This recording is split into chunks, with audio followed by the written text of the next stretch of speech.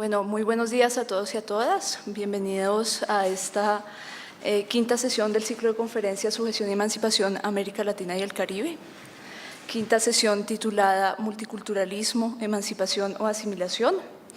Yo personalmente y en nombre del Instituto de las Américas quiero agradecer muy especialmente a nuestras dos invitadas, es decir, a Marta Zambrano y a Ochi Curiel, así como al conjunto de patrocinadores que hicieron posible este evento, tanto del lado colombiano como del lado francés. Me gustaría agradecer muy especialmente al Departamento de Historia de la Universidad Nacional de Colombia, a la Facultad de Ciencias Humanas y al profesor Max Herring Torres, coorganizador de este evento. Y ya que estamos aquí en el Museo Miguel Urrutia, quiero agradecer especialmente al Banco de la República, a Marta Sierra, por permitirnos este espacio. Muchas gracias, espero que disfruten la conferencia y Max, te paso la palabra para que presentes a nuestras dos invitadas. Muchas gracias. Vale, muchísimas gracias, Laura, por tus palabras introductorias, a las cuales me uno con mucho placer. Me alegra mucho tener a la profesora Marta Zambrano y a Rosa Inés Curiel, a Ochi, acá hoy, en el marco de nuestra quinta sesión en el ciclo de conferencias Sujeción y Emancipación en América Latina y el Caribe. Hemos venido discutiendo una serie de temas desde el siglo XVI prácticamente hasta el presente sobre las relaciones de poder, las diferentes formas de racialización y discriminación. Y hoy en esta sesión nos vamos a detener en el tema sobre el multiculturalismo. Específicamente vamos a escuchar la conferencia de la profesora Marta Zambrano titulada Derivas del multiculturalismo en Colombia, utopías étnicas y promoción del mercado patrimonial.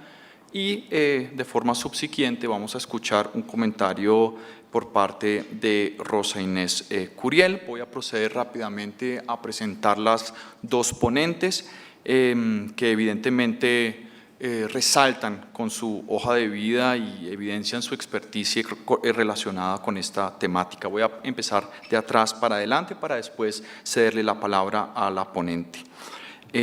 Rosa Inés Curiel, más conocida como Ochi, nació en la República Dominicana, hoy en día es candidata a doctorado en la Universidad Nacional de Colombia, se ha desempeñado y se sigue desempeñando como docente en la Universidad Nacional, en la Universidad Javeriana, se ha desempeñado también como directora del área curricular de posgrados en estudios de género durante 5 años. Es activista del movimiento lésbico femenino, es antirracista, ha trabajado sobre diferentes relaciones de poder, sobre el giro decolonial, sobre feminismo, es decir, sobre una serie de temáticas que caben como anillo al dedo al ciclo de conferencias. Uno de sus libros que quiero resaltar es sobre todo La Nación Heterosexual, publicado en el 2013, en el marco de su amplia y prolífera producción académica. Manifiesta en artículos, libros, coediciones y capítulos de libro.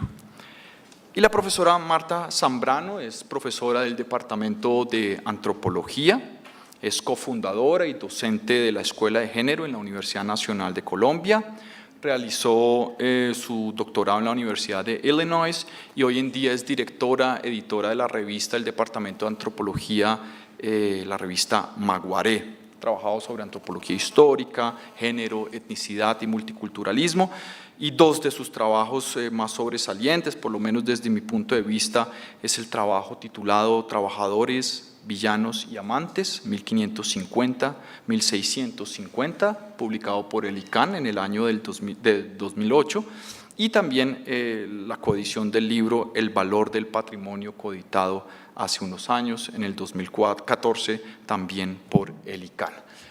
No me resta entonces nada más, Marta, Rosa Inés, desearles muchos éxitos en sus presentaciones y cederles la palabra. Muchísimas gracias por la invitación. Quiero solamente hacer una aclaración, no fui cofundadora de la Escuela de Género, de Estudios de Género, sino de la Maestría de Estudios Culturales, y soy también integrante, pues porque no quiero tomarme créditos que no tengo. Lo que voy a exponer ahora, y no sé cómo voy a estar de tiempo porque es un poco largo, voy a empezar a tomar el tiempo, es parte de un trabajo que he empezado a hacer a partir de una serie de encuentros de coloquios en encuentros internacionales que empezaron pensando a Colombia como un país que se pone a la venta, y a partir de ahí hemos estado empezando a organizar un número de una revista para analizar cómo se han vendido las políticas públicas de Colombia como políticas exitosas y qué es lo que ha pasado en los últimos años para que eso suceda. En ese proyecto yo escogí pensar sobre el multiculturalismo como un modelo como un supuesto modelo de políticas públicas exitosas en Colombia. Y lo que voy a exponer ahora tiene que ver con eso, pero también tiene que ver con dos otras cosas. Cómo el modelo multicultural fue inventado post facto y también al mismo tiempo la resiliencia de ese modelo multicultural que ha pasado de ser como digamos el emblema o la bandera de Colombia como adalid de los derechos étnicos a un componente fundamental para vender a Colombia como una vitrina turística y de patrimonio. Vamos a ver hasta dónde llego y en general voy a leer. En 1991 la aprobación de la nueva Constitución suscitó una ola de entusiasmo cívico sin par en Colombia. Como sucede cuando el triunfo de equipos o deportistas nacionales infla pasajeramente el lánguido orgullo patriótico, los medios reseñaron con optimismo la promulgación de la Carta Magna, cuyas bondades fueron ventiladas por la prensa en artículos y columnas de opinión de periodistas, políticos, magistrados y de algunos académicos y académicas. Apenas 2 días después de su aprobación, una periodista del diario de circulación nacional más importante de Colombia la denominó la Constitución Verde, un apelativo que ha hecho carrera por largo tiempo. A lo largo de este cuarto de siglo ha sido definida a sí mismo como pluralista, incluyente, garantista y crisol de la democracia participativa. Al tiempo, su contenido ha sido difundido en escuelas, medios escritos y digitales y sus alcances y desarrollos conmemorados y debatidos en la celebración de sus aniversarios emblemáticos. A poco más de 25 años de su firma, comienzo en esta charla con las circunstancias que rodearon la reforma constitucional en Colombia. Examino el ambiente esperanzador de inicios de los 90, que resaltó numerosos aspectos benéficos de la nueva Carta Fundacional.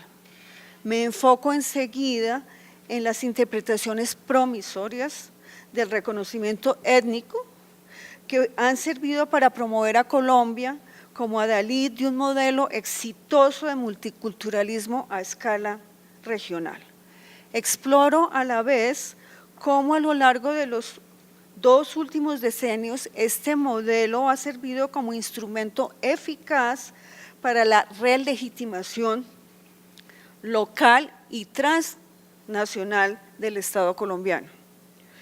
Finalmente, en diálogo crítico con la literatura acerca de los procesos que incitaron el cambio constitucional, los derechos étnicos y el giro del proyecto de nación en el país, propongo historizar y por ende desnaturalizar el multiculturalismo como marco interpretativo para alabar, debatir e incluso controvertir estos cambios. A la vez examinaré su resiliencia y la manera como ha pasado de bandera de derechos étnicos a vitrina comercial del país. Los 90. A partir de la firma de la Constitución del 91, cuyo artículo 7, comillas, reconoce y protege la diversidad étnica y cultural de la nación colombiana, cierra comillas, se iniciaron o profundizaron una serie de medidas para otorgar derechos territoriales, colectivos, derechos sociales a la educación y a la salud específica y de participación política a grupos indígenas y comunidades negras rurales en Colombia. La amplitud de estas políticas materializada en la extensión de los resguardos indígenas y los territorios titulados a colectivos de gente negra acrecentó el entusiasmo que el proceso de organización y la realización de la Asamblea Nacional Constituyente y la esperanza de la paz habían despertado por entonces en el país. Mauricio Caviedes ha propuesto que en Colombia, comillas, la embriaguez optimista, cierra comillas, de inicios de los años 90 sucedió a la llamada década perdida de América Latina, los 80. A diferencia de otros países de la región, donde imperó la quiebra, la hiperinflación y la crisis de la deuda externa, en Colombia ese decenio se caracterizó por el incremento de la violencia armada y el narcotráfico. Tal incremento se acompañó de la guerra sucia, alimentada por la aparición de los paramilitares y la autonomía del ejército y la creciente autonomía del ejército frente a la sociedad civil promovida por la doctrina de seguridad nacional del gobierno norteamericano y secundada por las élites y los medios colombianos. Combinados, la guerra de guerrillas, el narcotráfico y sus sangrientas huellas habían socavado la legitimidad del Estado colombiano, de manera que en las postrimerías de ese decenio el gobierno central inició negociaciones con algunos de los grupos insurgentes, buscó la extradición de los narcotraficantes y propuso convocar mediante plebiscito una asamblea constituyente. Esta iniciativa inicialmente no fructificó. Por el mismo tiempo, algunas organizaciones sociales, los movimientos de mujeres, el M19 que se acababa de desmovilizar y otros grupos insurgentes en negociaciones y los estudiantes y las estudiantes universitarias habían urgido la organización de una constituyente que reorientara el rumbo de la nación y ampliara la participación política. Según un grupo de académicos, la puesta en marcha de la Asamblea Nacional Constituyente en 1991 habría suscitado, comillas, el espíritu de reconciliación nacional, cierra comillas, que a su vez abriría la puerta a una variedad de caminos promisorios orientados, comillas, del caos a la catarsis, cierra comillas, o desde la, comillas, crisis a las esperanzas de cambio. Las políticas de protección y promoción de la diversidad cultural aportaron su grano de arena al optimismo que signó a los 90. Es importante entender que en ese momento la alteridad indígena fue sinónimo de la diversidad cultural. Aunque en varios de sus artículos el texto constitucional busca promover y proteger la igualdad de hombres y mujeres, de cultos religiosos, de quienes en ese momento se denominaban, como dice el artículo 54, minusválidos, y desterrar la discriminación, no enmarcaba esta apuesta en la preservación de la diversidad, sino en su disolución por medio del logro de la igualdad. En contraste, una singular definición de la etnicidad indígena, arraigada en la territorialidad ecológica, periférica, la cosmovisión, la organización social y expresada en diacríticos de diferencia cultural como la lengua y el atuendo se convertirían en el modelo de la diversidad cultural y en patrón de las jerarquías de la autenticidad étnica para las poblaciones indígenas, negras, raizales y romaníes. Por ende, las versiones celebratorias de la protección de la diversidad cultural se concentraron en el campo étnico, sobre todo desde el terreno académico y el de los movimientos y organizaciones indígenas. No faltaron razones que alentaran el optimismo y a continuación me detendré más o menos brevemente en las tres que considero más importantes. Primero, las valoraciones positivas del proceso de formulación de la nueva Constitución y su abrazo de los derechos culturales. Con muy pocas excepciones, quienes vivieron el momento y después quienes lo analizaron, concordaron en que la sanción constitucional se había gestado gracias a un exitoso proceso participativo que había comenzado con la preconstituyente, orquestada mediante debates públicos abiertos donde se ventilaron centenares de propuestas de la ciudadanía y de las organizaciones sociales, organizaciones no gubernamentales y políticas, incluidas varias organizaciones indígenas, negras y de mujeres en diferentes regiones del país.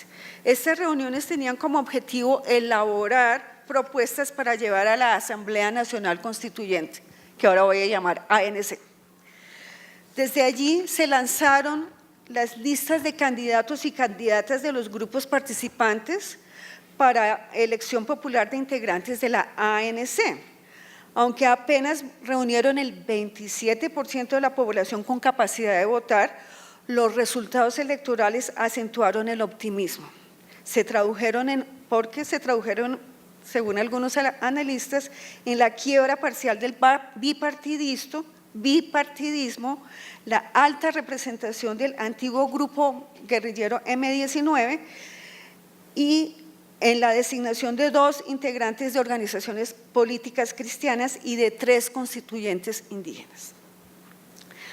La presencia indígena y su actuación en la ANC despertaron la simpatía de los medios y de sus co-constituyentes, lo que a mí me parece una señal muy diciente del cambio de época, que hasta ese momento en los medios públicos los indios eran atrasados, brutos, ignorantes, etcétera, etcétera. Su participación se tradujo en la aprobación de varios artículos de la Constitución acerca de la protección del medio ambiente, el fomento de la educación, la cultura y, por supuesto, los derechos indígenas. También fueron muy importantes en la inclusión del artículo transitorio 55 para comunidades negras, habitantes de tierras baldías del Pacífico. Sin embargo, contra las visiones que celebraban la amplia participación, las organizaciones negras no tuvieron representación directa en la ANC, como tampoco la tuvieron los movimientos feministas y de mujeres o los grupos insurgentes. Pero ni la baja participación en la elección de los 70 hombres y solo 4 mujeres que integraron la ANC, ni la exclusión de los movimientos de mujeres y de gente negra hizo mayor mella en el optimismo general que perduró varios años. Aún en 2000, Donna Bancott plantearía que la diversidad de los constituyentes, la celeridad con la que debatieron en 4 meses las 131 reformas presentadas por los mismos constituyentes y por el gobierno, más cerca de 200,000 propuestas que provinieron de municipios y grupos de la sociedad civil, habían demostrado que la Constitución, comillas, se produjo mediante un acto creativo, colectivo que expresó un consenso de opinión entre tan diversas y representativo cuerpo constituyente, cierra comillas. Segundo, la ampliación de los componentes culturales y étnicos constitutivos de la nación colombiana. En efecto, la nueva Constitución le dio la vuelta al lema decimonónico monocultural que pregonaba y defendía la unidad de la nación y del Estado centralista y confesional que regía a un solo pueblo, identificado con una sola religión, el credo católico, y un solo idioma, el castellano. También sacudió la ideología del mestizaje. La nueva carta afianzó el desmonte del centralismo iniciado en los 80 con la elección de los popular de alcaldes. Fortaleció también los derechos territoriales y culturales de las poblaciones indígenas, avivados durante el decenio anterior mediante la titulación de nuevos resguardos o tierras colectivas semiautónomas, la diversidad lingüística y la sanción de la etnoeducación. Todo eso había empezado en los 80. Al mismo tiempo, al tiempo que el mandato constitucional sustituía la uniformidad de la unidad por la unidad de la diversidad, reemplazaba el Estado de Derecho por el Estado Social del Derecho, y el Estado laico por el confesional. En pocas palabras, la nueva Constitución consagró la participación como pieza fundamental de la democracia, abrió paso a la libertad de cultos y a la vez convirtió la igualdad y los derechos diferenciales en una proclama pluralista consignada en 15 artículos mal contados del nuevo mandato constitucional. Tercero, los alcances del desarrollo legislativo inspirado por la nueva Carta. Colombia hizo parte de una ola regional, latinoamericana y mundial también. Hay varios ejemplos fuera de Latinoamérica de reformas constitucionales caracterizadas por reconocer la pluralidad, digamos, étnica o cultural de las naciones. Lo interesante de lo que pasó en Colombia es que este reconocimiento de la pluralidad de la nación se tradujo en una serie de piezas legislativas y decretos posteriores, atizada por las tutelas indígenas y los fallos de la nueva Corte Constitucional creada por la nueva Carta Magna, la cual promovió los derechos territoriales, sociales, jurídicos y políticos específicos para grupos étnicos. Entre ellos descolló la titulación de tierras colectivas. De 1992 a 2014, 31.3 millones de hectáreas, cerca del 27% del territorio nacional, fueron tituladas como entes territoriales indígenas. También a partir de la firma de la Ley 70 de 1993, conocida como Ley de Comunidades Negras, 3.4 millones de hectáreas de baldíos del Pacífico colombiano fueron delimitadas y legalizadas como territorios colectivos de comunidades negras. Ya el artículo 63 de la Constitución había declarado que las tierras comunales de grupos étnicos y los resguardos indígenas como imprescriptibles, inalienables e inembargables. La amplitud de estas concesiones provocó que algunos estudiosos la interpretaran como un giro sin precedentes en la configuración y el gobierno espacio-territorial colombiano.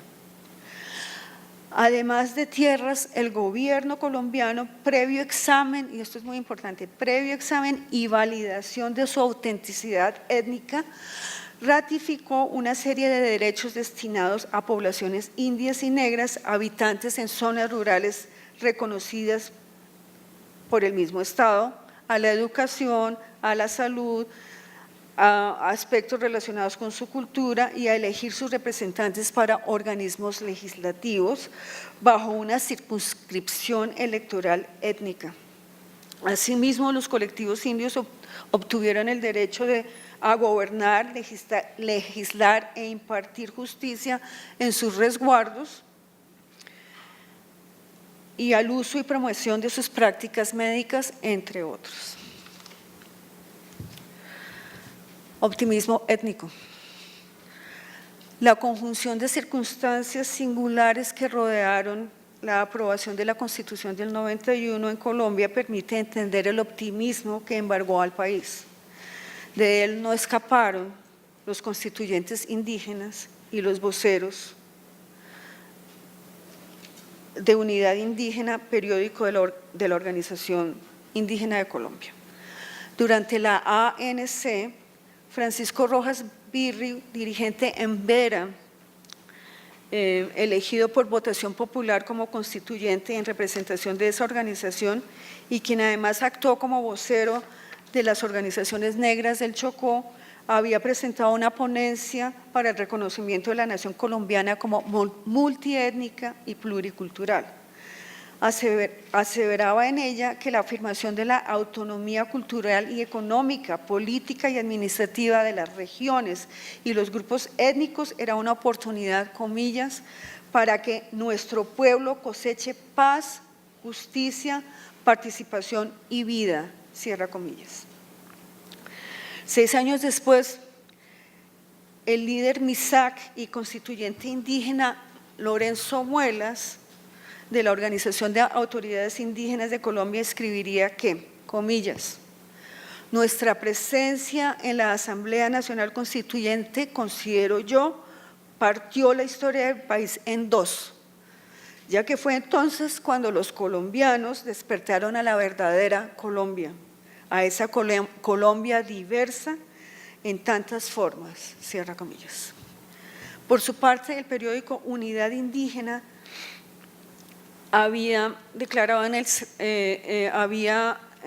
celebrado la presencia de los constituyentes indios en una pieza titulada Existimos constitucionalmente. Afirmaba que, comillas, el 6 de mayo de 1991 salimos del olvido, dejamos de ser invisibles, cierra comillas. No, perdón, todavía no cierra comillas, porque el 6 de mayo brotaron nuestras raíces, ahí sí cierra comillas. En una vena similar, la ONIC y el CRIC celebraron las tareas de la Asamblea y la firma de la nueva Carta. Mientras la ONIC felicitaba el reconocimiento de la pluralidad étnica colombiana, el CRIC aseguraba que la Constitución otorgaba, comillas, herramientas para continuar, cierra comillas, luchando por los derechos de los pueblos indígenas y de las comunidades negras y demás sectores marginados de la ciudad y el campo. Optimismo académico. En el terreno académico metropolitano, descollaron las visiones positivas de 2 estudiosos que se habían dedicado a las investigaciones de los asuntos étnicos en el país y en América Latina. Solo 1 año y medio después de la firma de la Constitución, Christian Gros, sociólogo francés especialista en asuntos indígenas, planteaba que la nueva Carta aseguraba a las organizaciones indígenas, comillas, una entrada verdadera en la escena política y al más alto nivel.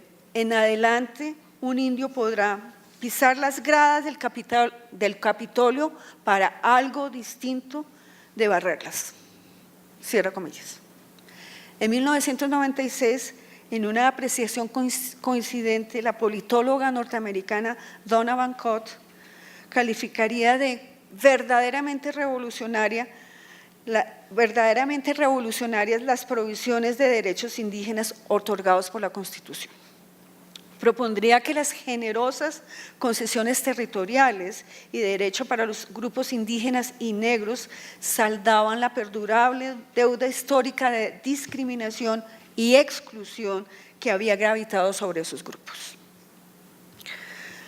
Aunque el tono positivo destellaba en las interpretaciones académicas citadas, estas no dejaban de lado cierta dosis de escepticismo. Pronto Gros, en 1993, avisoró los retos que planteaba la participación indígena en la política electoral y en el gobierno de los resguardos. Más tarde, Van Cott admitiría que a pesar del inicial éxito electoral del 91, el cual había resultado en la elección de 3 senadores y un representante indígenas a la Cámara, este no se había traducido en avances palpables para los derechos étnicos. En el campo étnico, la decepción y los problemas organizativos provocaron que la ONIC se retirara de las contiendas electorales. Quienes investigaban desde Colombia estos asuntos también cifraron sus esperanzas de cambio en la nueva carta. A manera de ilustración me detendré en la visión de la figura académica más prominente en la formulación de la perspectiva étnica para definir a los grupos negros en Colombia, la cual quedó, en mi concepto, saldada en la Ley 70, esta perspectiva étnica. Jaime Arocha. El examen de sus propuestas y análisis elaborados a lo largo de algo más de 15 años sirve a la vez como termómetro de las zigzagueantes esperanzas y frustraciones que produjo el reconocimiento de la diversidad étnica en la nación colombiana.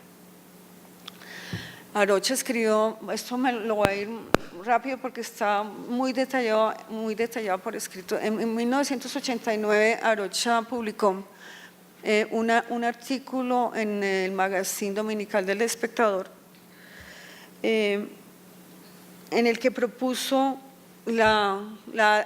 esto está entre comillas, la nación multiétnica como aspiración posible y calificó a esta nación como una utopía para los excluidos y como sueño permitido. De ahí viene una parte de mi título, ¿no? El multiculturalismo como utopía étnica.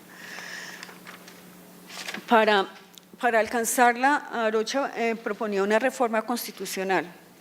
En vez de que la afiliación a la nación requiriera la renuncia a la identidad propia y la afiliación a una raza, a una lengua y a una religión y a una sola ideología, decía lo siguiente, comillas, aspiramos a que algún día estemos guiados por un nuevo marco constitucional que, dentro de la unidad nacional, le dé cabida, legitimidad y permanencia al derecho de ser diverso en lo sociorracial, lo económico, lo histórico, lo lingüístico y lo religioso. Cierra comillas. En ese momento, Arocha definía las etnias como, comillas, pueblos distintos por su forma de manejar la tierra, de gobernarse, de hablar, de adorar a sus dioses y en ocasiones hasta en su apariencia física y manera de vestirse. Cierra comillas. Esto condensaba la diversidad cultural del país y era a la vez el signo de la exclusión social que había marcado la historia colombiana. Según Arocha, aunque con muchas limitaciones los indígenas habían sido reconocidos como etnias, en contraste los pueblos negros, en particular los del litoral pacífico colombiano, que se distinguían por sus parentelas, formas específicas de territorialidad y gobierno, habían sido etnias invisibles para las que había que promover garantías permanentes para conservar su plurietnicidad. En 1991, el proceso constituyente parecía encarnar la utopía de los excluidos anhelada 2 años antes por Arocha.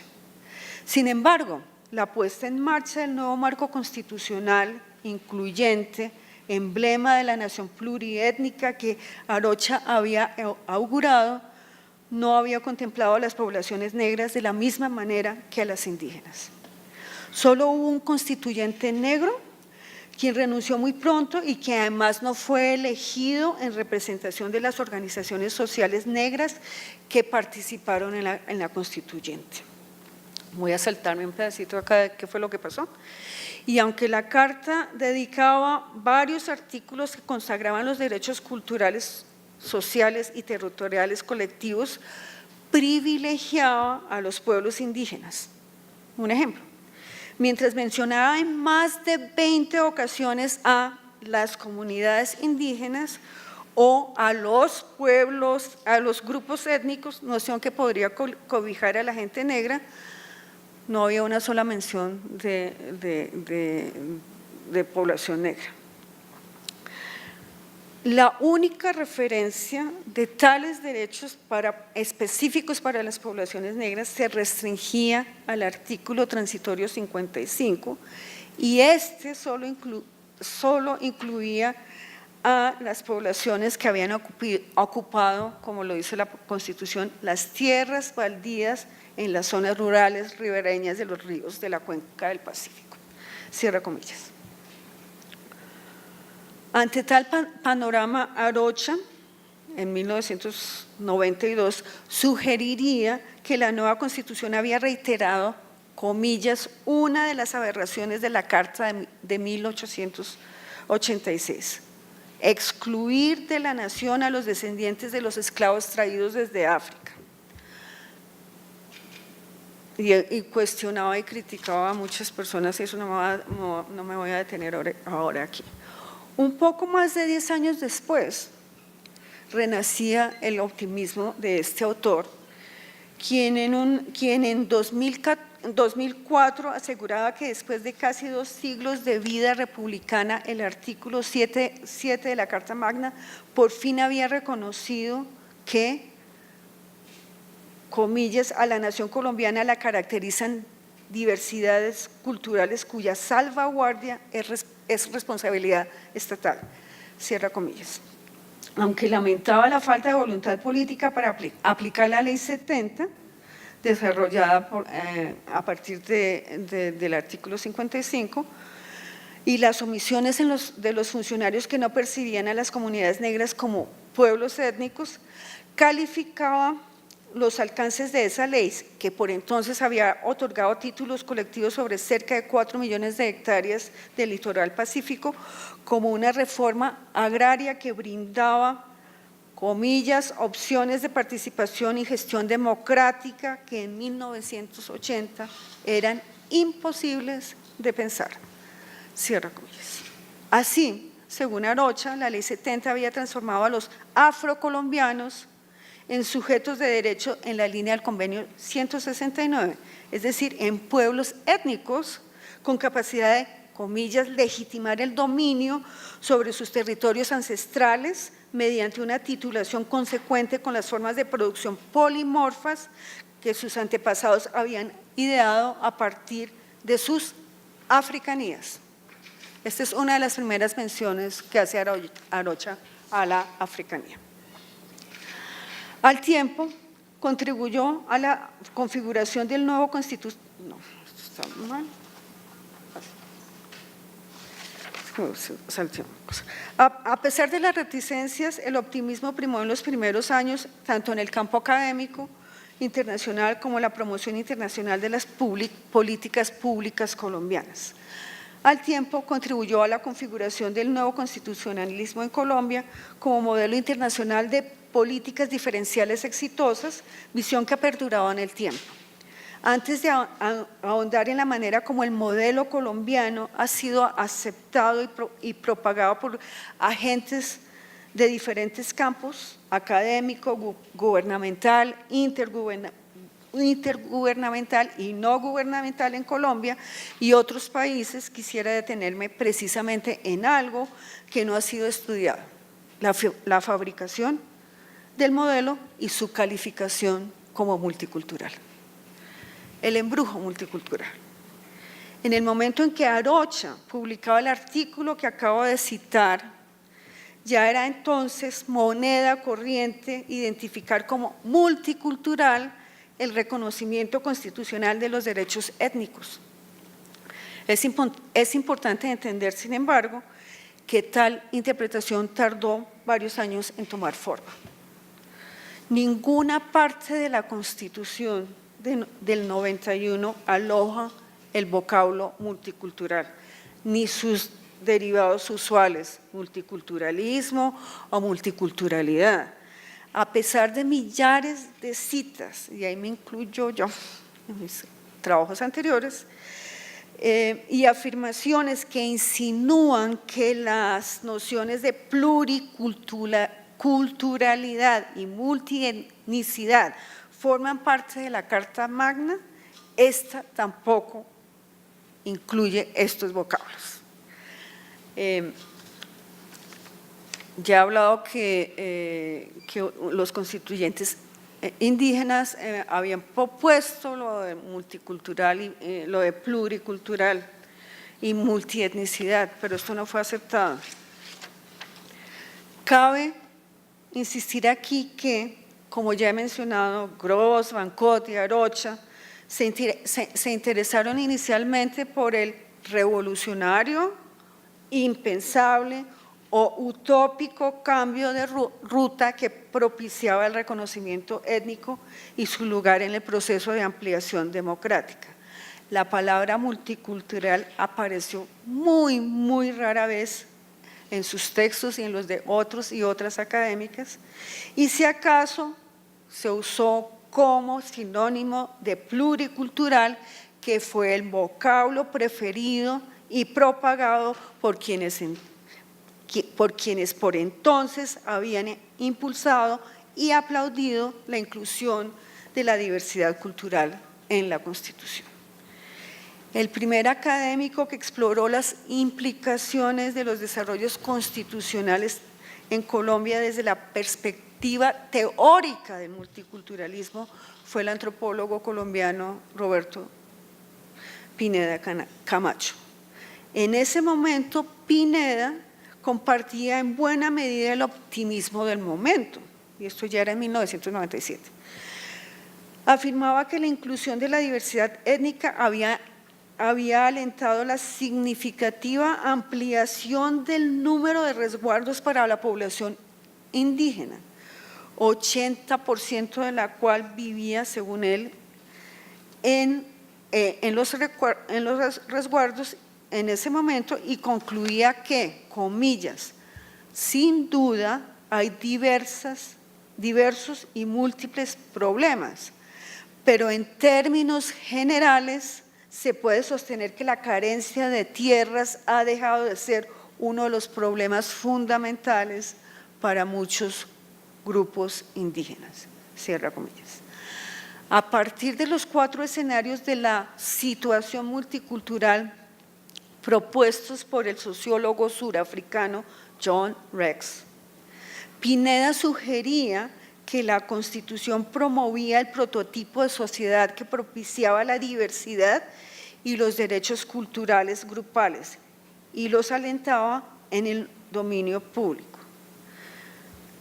Pineda en ese momento apuntaba al centro del debate académico internacional en torno al multiculturalismo, que ya tenía un buen recorrido en Canadá y Australia, y que se debatía acerca de la tensión entre el liberalismo y la igualdad de un lado y los derechos diferenciados por el otro, el choque posible entre la afiliación a la identidad étnica y la identidad nacional y el problema del pluralismo jurídico. 3 años más tarde se publicaría el libro de la politóloga Donna Bancot acerca de los constitucionalismos en Bolivia y Colombia.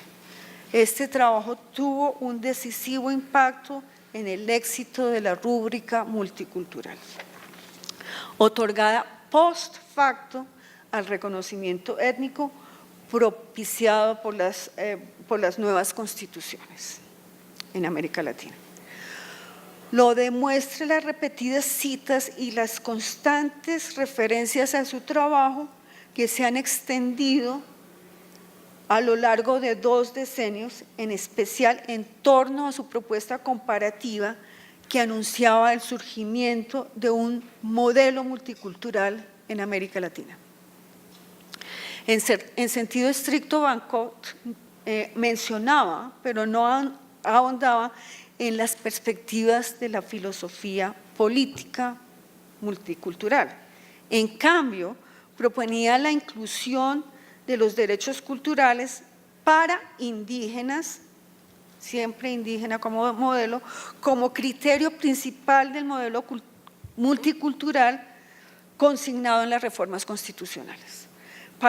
Para graduarse en multiculturalidad, estas constituciones debían contemplar al menos 3 de los siguientes 5 requisitos: Reconocimiento retórico del multiculturalismo. Segundo, reconocimiento de los pueblos indígenas como colectivos sociales subestatales. Tercero, derechos colectivos de propiedad protegidos contra la venta, partición o confiscación. Cuarto, estatus oficial o reconocimiento de las lenguas indígenas. Quinto, garantía para la educación bilingüe. Muy pronto, y casi siempre en referencia a Bangkok, cobró fuerza este giro interpretativo para calificar el viraje hacia la diversidad cultural en los proyectos de nación y en las políticas públicas en América Latina. En otras palabras, apoyada en los nuevos derechos étnicos, la óptica multicultural capturó y enmarcó las interpretaciones académicas. Aunque desde entonces no han cesado las discusiones acerca de las bondades y tribulaciones del modelo multicultural en la región, sus implicaciones en las políticas de la identidad y los vínculos entre las políticas de reconocimiento étnico y el neoliberalismo, quienes abrazaron este marco interpretativo no han debatido las bondades y tribulaciones del mismo modelo conceptual que ha enmarcado sus debates.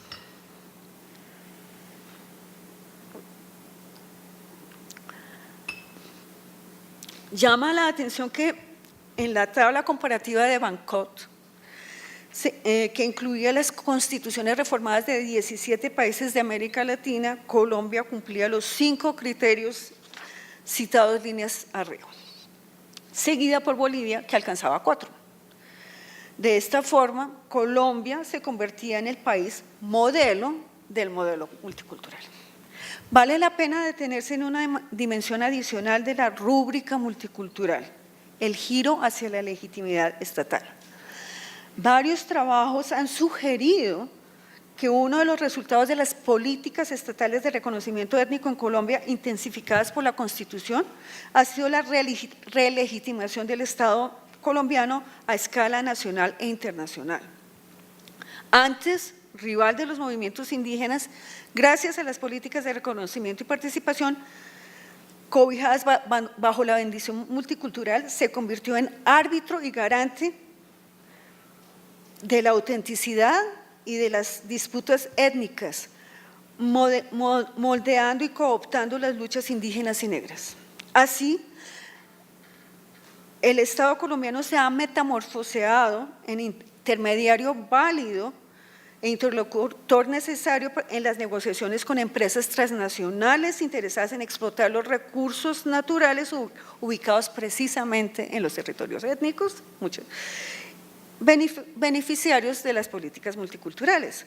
Una de las herramientas claves para ellos ha sido otro producto de importación, la consulta previa, mecanismo de gobierno étnico incluido en el convenio 169, ratificado por Colombia en el 91, justamente cuando se debatía la Constitución. Quisiera llevar este argumento un paso más allá y decir que las políticas de reconocimiento étnico fueron uno de los primeros ejemplos, y creo que el primero, me atrevería a afirmar el primer ejemplo, en el que Colombia apareció como modelo internacional de políticas públicas exitosas. Después de varios decenios de discusión acerca de si el Estado colombiano era fallido, colapsado o débil, empezaron a cambiar las cosas. A partir de la exitosa presentación académica, étnica, gubernamental e intergubernamental del modelo multicultural colombiano como ejemplo exitoso, hemos visto multiplicarse referencias no solo a esta política, sino a otras, y muchas veces anunciadas y publicitadas como modelos dignos de imitar a escala internacional. Como en otros casos, sin embargo, el éxito pregonado del modelo no ha coincidido con el éxito en el terreno. En lo que sigue exploraré brevemente este asunto. el nuevo milenio. Los acontecimientos de los siguientes decenios erosionarían el optimismo de los 90, que sería desbancado por serias dudas acerca de los alcances del reconocimiento étnico en Colombia. Cabe aclarar que ya desde los 90 se habían formulado críticas a la visión optimista que marcaba el tono de la época. Aseveraban que las concesiones territoriales a los grupos étnicos eran una conveniente herramienta para asegurar el control estatal sobre territorios de frontera dominados por grupos armados, insurgentes, lo cual permitiría a la vez la entrada de capitales transnacionales a esas regiones ricas en recursos forestales y mineros. En efecto, el siguiente decenio se encargaría de poner sobre el tapete estos asuntos y de manera muy dramática. La expansión paramilitar y de las multinacionales en territorios étnicos, la creciente visibilidad del componente étnico en el masivo desplazamiento forzado que conmovió el país en ese periodo y el agravamiento de las desigualdades socioeconómicas propinarían una bofetada al optimismo académico y étnico de los años anteriores. A ellos se aunarían nuevos conflictos o la agudización de tensiones entre poblaciones étnicas y campesinas por el acceso y la posesión a la tierra y de los recursos naturales. Considero que en ello tuvieron un importante papel las rígidas delimitaciones étnicas y territoriales propiciadas por las legislaciones llamadas multiculturales. El concepto de propiedad privada colectiva y la ausencia de derechos sociales para poblaciones no étnicas provocada por la ausencia de una reforma agraria efectiva. Un episodio revelador de estos asuntos fue el uso amañado que hizo el entonces presidente Álvaro Uribe de los logros del multiculturalismo. Los esgrimió para contrarrestar y criminalizar la protesta indígena en el norte del Cauca en el 2008. Ante los medios televisivos y de radio, declaró que los indígenas eran los mayores latifundistas del país. Justificó este argumento así: los resguardos ocupan más del 27% del territorio del país para una población que no llega al 3.4% del total. Cierra comillas. Con esta verdad a medias, el entonces presidente, un latifundista de gran calado en el país, soslayó el carácter colectivo de los territorios étnicos. Olvidó que cerca del 90% de estos territorios no tienen vocación agrícola y que no han sido otorgados en regiones que la tengan. Ante todo, omitió que en el Cauca andino, centro de la protesta por la tierra, que el Cauca andino sí era latifundista, pero que los latifundistas eran un puñado de terratenientes de las élites blancas de la región, donde por largo tiempo la gran propiedad ha seguido conviviendo con un régimen de microfundio indígena y campesino.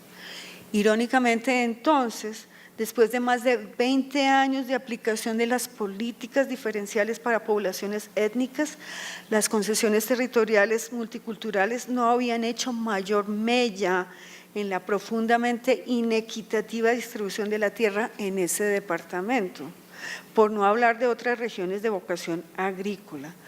Los reclamos por tierra y los conflictos territoriales han desvanecido el optimismo de quienes hace 2 decenios proponían que ya la posesión de la tierra no era un problema de los grupos indígenas.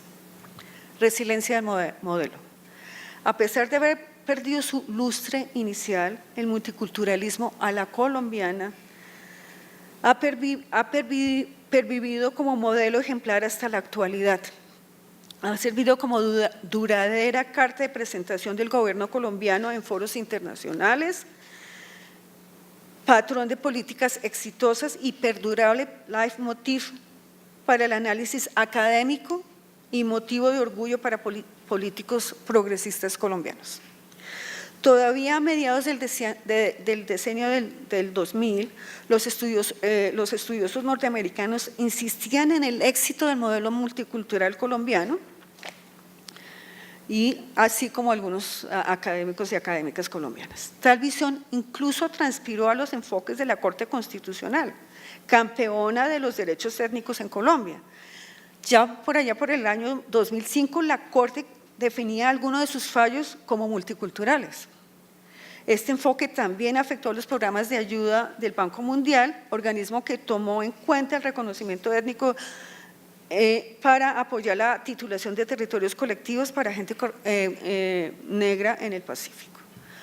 Aunque reconozco que, como han argumentado varios estudiosos, no hay un solo multiculturalismo, mi hipótesis es que la rúbrica multicultural, las nociones asociadas a ella, multiculturalismo, multiculturalidad, e incluso sus ulteriores recortes semánticos, multiculturalismo constitucional, multiculturalismo neoliberal, multiculturalismo alternativo, multiculturalismo verde, suministran un ropaje verbal académico, polisémico y cosmopolita conveniente para definir y legitimar el giro étnico en América Latina como paradigma internacional desde una aparente neutralidad que viste la hegemonía teórica del norte global.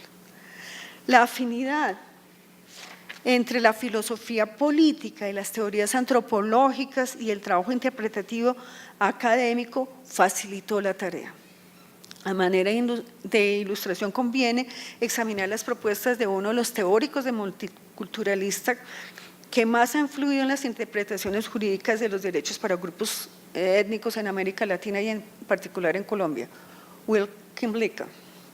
Para este autor, la diferencia entre los grupos humanos se basa en su, comilla, cultura y lenguaje distintivo, cierra comillas, una perspectiva entronizada por la antropología cultural norteamericana desde los años 70, o la de los 70. Esta idea ha nutrido las argumentaciones culturalistas de la diferencia étnica. Sobre todo, logró desplazar las discusiones acerca de las asignaciones raciales y el racismo en la región, y deslucir y silenciar el uso instrumental y la posición subordinada de las mujeres etnizadas. A la vez, la investidura multicultural pone al desnudo las profundas desigualdades teóricas entre el norte y el sur global, más allá de los marcos de apropiación y tráfico de teorías.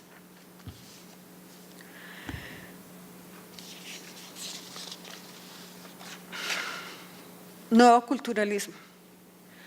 Mientras a inicios de los años del decenio del 2000, académicos y organizaciones étnicas comenzaban a tomar distancia de las apuestas optimistas de los 90, empezarían a correr nuevas aguas al molino de las políticas de gestión del Estado colombiano que alteraron los cauces del enfoque multicultural. El acento saltaría desde los derechos diferenciados a la diferenciación del mercado según la diversidad cultural y étnica y de la cultura. Y aquí voy a contarles un poco del volumen editado que citó Max cuando me presentó. Este volumen reúne una serie de resultados de varias investigaciones coordinadas en un proyecto interdisciplinario que examina la puesta en valor del patrimonio en Colombia. Y ahí hemos subrayado la importancia de examinar los usos sociales y económicos de la diversidad cultural hoy, más de 25 años después de la firma de la Constitución. Un momento cuando impera la idea de que la cultura es una alternativa para el desarrollo económico y social. En otras palabras, asistimos en el presente a una serie de experiencias en marcha de conversión de la cultura en economía y de la economía en cultura. Voy a hablar solamente de la conversión de la economía, de la cultura en economía. De un lado, las instituciones nacionales como Planeación y Mincultura, alentadas por algunos organismos internacionales, se han puesto a la tarea de contabilizar la producción cultural para medir su impacto en el Producto Interno Bruto.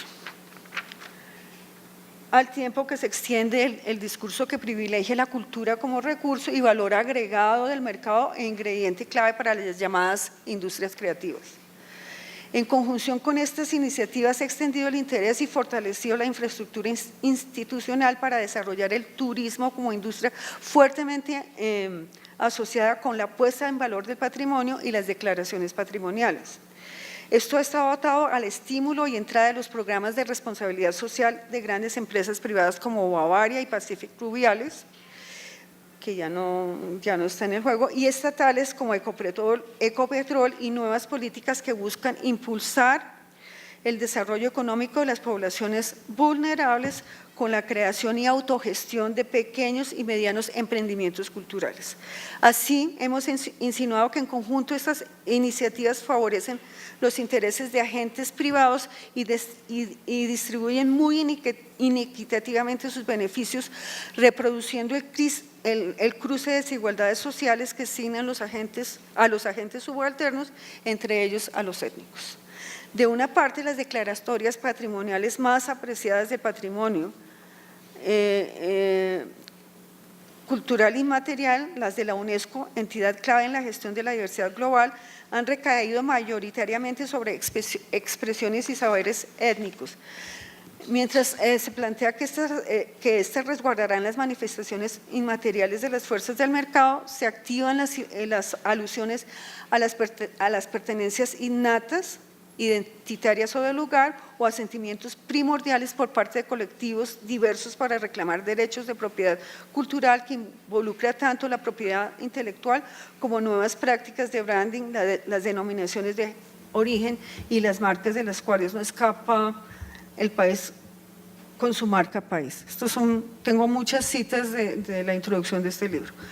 Por tanto, hemos sugerido que la conversión de la cultura en economía arroja luces sobre la recomposición hegemónica de los discursos sobre la nación multicultural colombiana. Para cerrar, quisiera avanzar por el terreno de la recomposición del multiculturalismo y luego aventurar una hipótesis.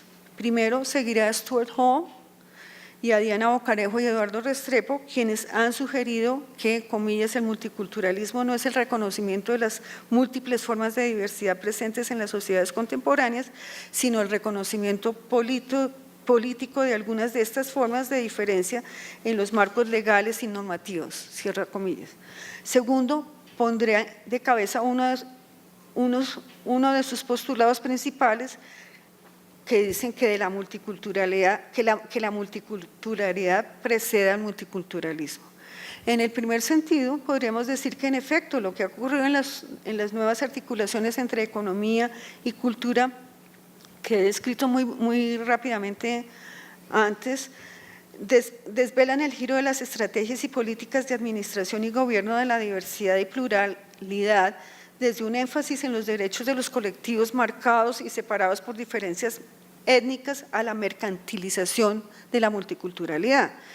La promoción de los emprendimientos individuales de sujetos marcados étnica y racialmente es un buen ejemplo de ello, pero me lo voy a saltar, donde realmente quienes emprenden ahí tienen todas las de perder y quienes ganan son quienes no están marcados étnicamente y tienen los recursos sociales, políticos, culturales para hacerlo. En el segundo sentido, sin embargo, podríamos decir que lo que ha ocurrido en esta nueva vuelta de tuerca es que, contrario a lo que han planteado quienes han argumentado que el multiculturalismo gobierna a la multiculturalidad o diversidad preexistente, desde los 90 al presente en Colombia hemos virado desde la invención del multiculturalismo como política de derechos étnicos a la multiculturalidad como pluralidad dada, resultante de la larga coexistencia natural, armoniosa y ahistórica de varias culturas. Aquí he insinuado que en este giro la cultura se ha convertido en noción central para la ampliación del mercado, motivo de nuevos arreglos institucionales y objeto para la ampliación de las nociones de propiedad. Una de las vías de análisis que podríamos emprender es la de si del multiculturalismo hemos pasado a un culturalismo. Es algo que quedaría por explorar. Sin embargo, quiero relevar aquí cómo estas articulaciones de política e intereses naturalizan aún más la multiculturalidad, que se torna, como he sugerido, un ingrediente inerte de la receta de la puesta en valor y mercantilización de la cultura y de vender a Colombia, no solo como Estado-nación exitoso, sino como destino turístico y repositorio del patrimonio material e inmaterial. Muchas gracias.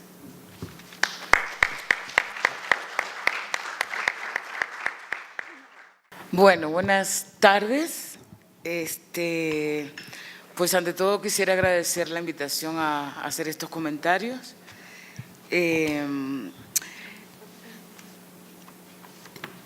Esta conferencia de Marta se inscribe en una pregunta macro que propone el ciclo y que es multiculturalismo, emancipación o asimilación, ¿no? Si respondiera a esta pregunta con una respuesta dicotómica de un sí o un no, evidentemente diría que no es una emancipación. Sin embargo, la cuestión es mucho más compleja y Marta Zambrano nos coloca elementos clave para su complejización, cuestión a la que nos tiene acostumbrados y acostumbradas. Pues analizar el multiculturalismo en Colombia y valga para otros contextos de la región con algunas particularidades, implica analizar las tensiones, contradicciones, los contextos y las políticas globales y locales.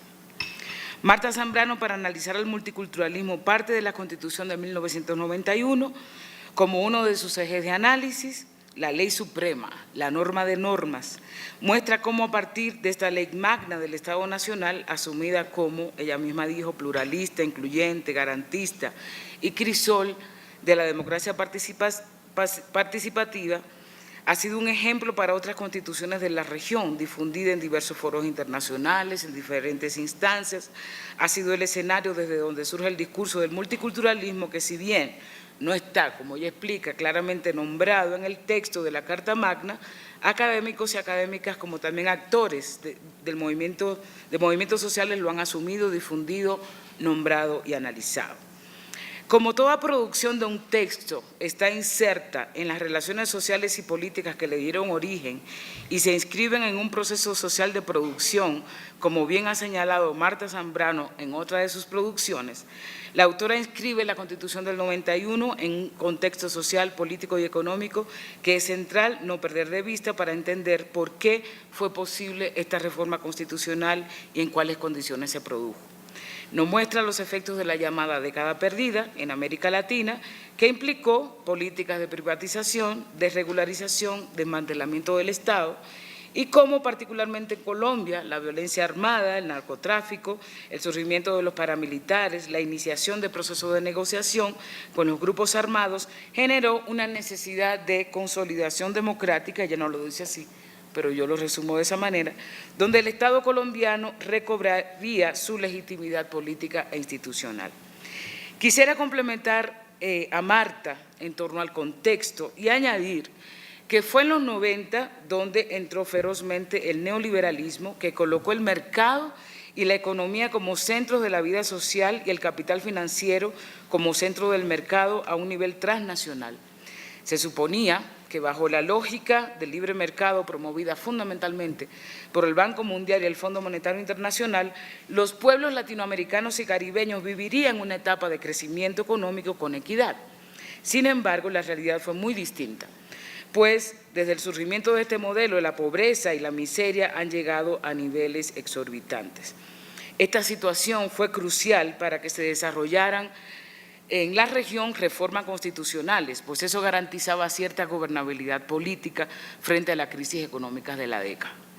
Quisiera añadir además que no olvidemos que en esta época aumentaron diversas expresiones de luchas indígenas y negras en la región, muchas de ellas de carácter continental, como fue la campaña continental indígena negra y popular en contra de la celebración del 5º centenario por parte de los estados de la Iglesia Católica en 1992, que permitió el fortalecimiento de diferentes organizaciones y posteriormente el impacto del movimiento zapatista en la región, todo lo cual generó el fortalecimiento de políticas identitarias, demandas por reconocimiento y participación política al Estado por parte de los movimientos indígenas y negros.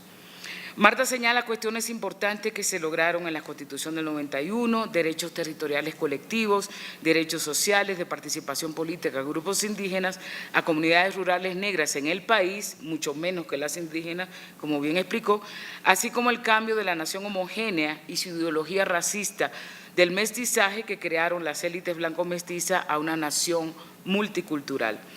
El desmonte del centralismo, el bipartidismo, el reconocimiento de la diversidad lingüística y la transformación del Estado de Derecho a Estado Social de Derecho, que abrió mayor participación democrática y que permitió estar en la escena pública a sectores que antes no lo estaban, como son los grupos indígenas y negros, entre otras cuestiones. Así entonces la diversidad cultural se convertiría en uno de los mayores reconocimientos de estos grupos de la Constitución del 91 y el proceso que le dio origen.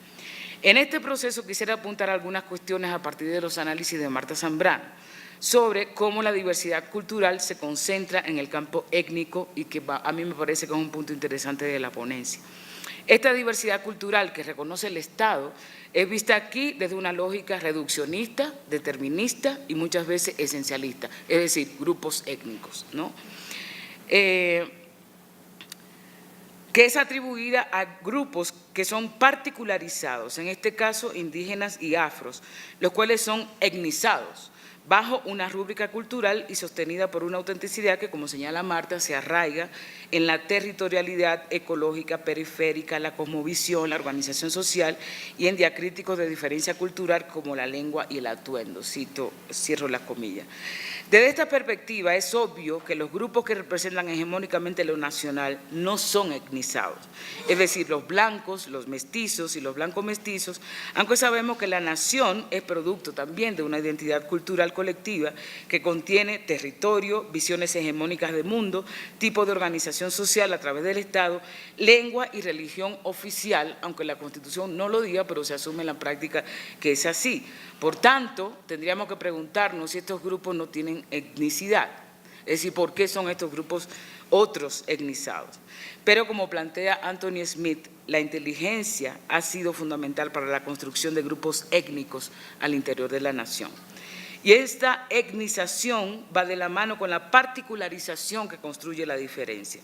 Aspecto importante que hace referencia a Marta, los llamados grupos étnicos, los grupos indígenas y negros, serían entonces lo que han sido considerados particulares y diferentes dentro de una cultura nacional que representa una totalidad, es decir, lo uno, que crean los y las diferentes construidos como otros y otras, asumidos como menos humanos, menos o nulas racionales y no desarrollados. Y tal vez fue la perspectiva que faltó, y yo lo quiero complementar a la ponencia de Marta para entender entonces el multiculturalismo hoy. Y obviamente me paro desde una posición decolonial para analizar esto. El paradigma moderno que se engrampa con el colonialismo y la expansión capitalista se concibió en una relación uno-otro, es decir, un centro Europa, uno hombre, uno heterosexual, uno católico, uno de privilegio de clase, uno moderno. El otro, la otra, han sido posibles en función de ese uno, porque, como dice Lander, cualquier alternativa todavía está en el dominio de lo impensable. A la vez, ese uno necesita de los otros y las otras, es decir, lo crean incesantemente, aunque les explote y discrimine precisamente para ubicarse en el centro. Ese mecanismo es precisamente una de las bases ontológicas de la modernidad occidental. Quienes han sido considerados los otros, las otras, es decir, gente negra, indígena, mujeres, personas con sexualidades disidentes, personas discapacitadas, ¿no?, se convirtieron en su necesidad, pues desde ese otros y otras considerados no aptos para el proyecto es que la modernidad occidental ha sido posible. Lo que Marta Zambrano nos presenta hoy nos muestra cómo el multiculturalismo está anclado en esa relación uno-otro, aunque no lo plantee en estos términos. Pero además, y esto se puede evidenciar a través de los diferentes ejemplos que nos muestra, el multiculturalismo implica otra relación y es la inclusión-exclusión, que genera la matriz colonial de poder como estructurante del sistema mundo moderno colonial, siendo uno de sus principales pilares el Estado-Nación, que permite un despliegue de fronteras internas. En este caso, amplía la frontera cuando reconoce política y jurídicamente a ciertos grupos particularizados, es decir, a esos otros y esas otras, pero no elimina las fronteras que le son inherentes. En este sentido, las políticas de inclusión, como son las que produce el multiculturalismo, a través de las políticas sociales, algunas de las cuales ya fueron señaladas por Marta, no superan la retórica de la misión civilizadora moderna y colonial. La relación inclusión-exclusión en su configuración histórica dentro del proyecto de expansión de modernidad-colonialidad implica que quien incluye vive la retórica de la modernidad, mientras que el incluido, la incluida, es víctima de la lógica de la colonialidad. Y esto se vio perfectamente en las representaciones de la Asamblea Constituyente, a la que Marta hizo ya alusión, en torno a la Constitución del 91, pero además se evidencia en las clases de razas, sociales, de sexo, que han tenido el poder históricamente en este país, por eso lo podemos ampliar a toda la región. Incluir entonces no es más que traer al que está fuera de los límites del Estado Nacional, y en eso se han basado históricamente los sistemas de opresión, el racismo, el heterosexismo, el clasismo, etc. La inclusión es una especie de reconquista, y esta se hace a través de la incorporación. Y en este punto son interesantes los análisis de Marta Zambrano en torno a lo que ella llama el nuevo culturalismo, donde la cultura es ahora alternativa para el desarrollo económico a través de las industrias creativas. Lo que hay aquí es despojo y apropiación. Marta Zambrano nos presenta algunos ejemplos: Bavaria, Pacific Rubiales, Ecopetrol, Exportesanía, el Festival Petronio Álvarez, donde se impulsa ese supuesto desarrollo económico en poblaciones vulnerables, ¿no? Mostrando cómo estas empresas lo que hacen es apropiar y despojar, profundizando las situaciones de precariedad y fortaleciendo lo que serían las desigualdades sociales. Y yo soy de la que asumo que el multiculturalismo yo lo llamaría más giro neoliberal del multiculturalismo. Esto no solamente pasa en Colombia, sino en muchas partes del mundo. Por ejemplo, en este momento en Guatemala, el Movimiento Nacional de Tejedoras Mayas ha presentado al Congreso de Guatemala un proyecto de ley que busca que se les reconozca la propiedad intelectual y sea reconocido como patrimonio cultural colectivo de los pueblos indígenas mayas, buscando que se protejan sus creaciones textiles, fruto de su labor y de siglos de filosofía maya.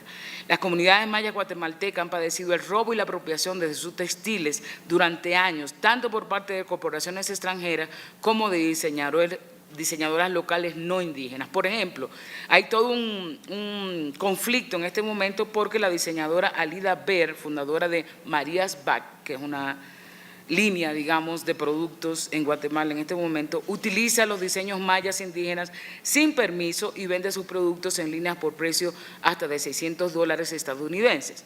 Sumado a que el gobierno y el Instituto Guatemalteco de Turismo, INDUAT, usa los textiles y el arte indígena para promocionar el turismo. Como señala una de las compañeras del movimiento, Angelina Aspuac, que es una tejedora y portavoz de una de sus organizaciones que se llama FEDES, ella dice, cito, llaman a los turistas a visitar el país y nos usan como anzuelo. Usan y apropian nuestros trajes, nuestra cultura, nuestro trabajo, pero a las comunidades indígenas no les llega nada de dinero generado. La afro-norteamericana Bell Hooks le llama a esto devorar el otro, refiriéndose a las imágenes multiculturales de Benetton, por ejemplo, que ha sido tal vez de las empresas que más ha sacado estas imágenes, que ha utilizado para vender sus productos. Y los Benetton, los mismos que ordenan la represión al pueblo mapuche en Chile para apoderarse de las tierras. En todo esto, entonces, vemos la responsabilidad del Estado moderno, que en tanto forma de organización ha resultado vital para el funcionamiento y sobrevivencia del sistema mundo capitalista, hoy neoliberal. Lo que ha habido históricamente es un proceso constante y creciente de desposesión, apropiación de saberes, recursos, poderes de esos grupos etnizados, particularizados y diferenciados. Un principio fundamental sin el cual el capitalismo neoliberal depredador se vería privado de la dinámica expansiva que garantiza su acumulación sin fin. Este proceso de desposesión, apropiación, es una de las formas que se ha expresado el racismo estructural y cotidiano. Por tanto, a la vez que el Estado reconoce e incluye la multiculturalidad, como bien señala Marta Zambrano, las desigualdades sociales y materiales aumentan. Tal vez hubiera sido interesante analizar las luchas y las resistencias que sobre eso tienen muchísimos movimientos indígenas y afros, pues todo lo anterior ha generado intensas luchas por parte de estos movimientos que se expresan en diversas manifestaciones. Pero como aún el Estado moderno colonial tiene la legitimidad del uso de la fuerza, en este momento son asesinados centenares de líderes sociales en las comunidades, en los territorios indígenas, afros y campesinos. Por ejemplo, según la Defensoría del Pueblo, han sido asesinados 186 líderes sociales, defensoras y defensoras de derechos humanos en julio del presente año. Y en este mes estas cifras siguen en aumento. En estas cifras no se cuentan, por ejemplo, los campesinos indígenas y afros masacrados en Tumaco, perpetrada por la fuerza pública el día 5 de octubre, ni el asesinato de la periodista indígena Efigenia Vázquez de la comunidad Coconuco, ni los asesinatos de los jóvenes afros en Ciudad Bolívar, ni el asesinato de José Jair Cortés, líder afro de Tumaco que denunció la masacre y que fue asesinado antes de ayer, ni las centenas de muertes que a diario sucede en los territorios. Estos son los límites de las formas en que son definidas las relaciones sociales en el seno del Estado. Y mientras el Estado reconoce la diversidad cultural, al mismo tiempo asesina a quienes son asumidos en esa diversidad cuando defienden sus territorios, su cultura, desde lo cual se define la etnicidad. Y es que el giro multicultural sigue anclado en el modelo eurocéntrico, que atiende ciertas demandas de aquellos grupos que son excluidos históricamente, pero no atiende las situaciones de opresión y dominación históricas estructurales más allá del reconocimiento y la inclusión. La lectura de la conferencia de Marta a mí me produjo 3 preguntas que quisiera colocar aquí, tanto a Marta como también a todos ustedes. Primero, si es posible hablar de una descolonización a través de las políticas multiculturales, es decir, si lo podemos ver como un proceso hacia posibilidad de descolonización. La segunda, ¿cuál debe ser el papel de una academia crítica en tanto en la academia se crean discursos legitimadores de la creación y mantenimiento de la diferencia cultural? Una academia que continúa asumiendo a los pueblos indígenas y negros como objeto de estudio desde posiciones privilegiadas de raza, clase, sexualidad, capital social y nacionalidad, haciendo, diría yo, o diríamos anticolonización discursiva y, como dice Marta, también traficando teoría desde el norte.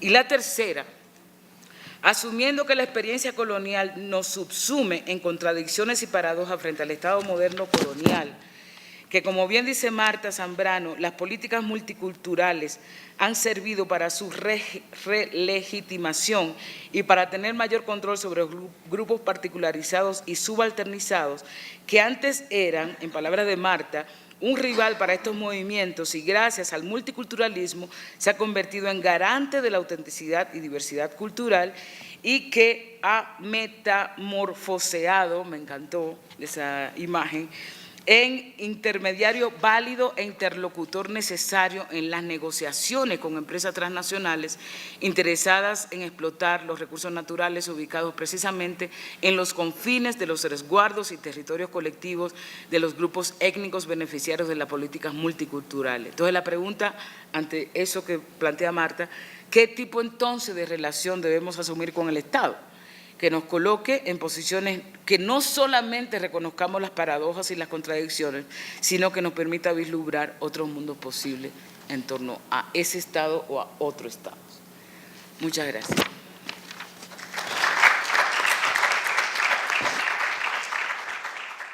Buenas tardes, muchas gracias. La verdad no me quedó en claro cuál de las dos posiciones asumir como propia o identificarme con cuál de las dos.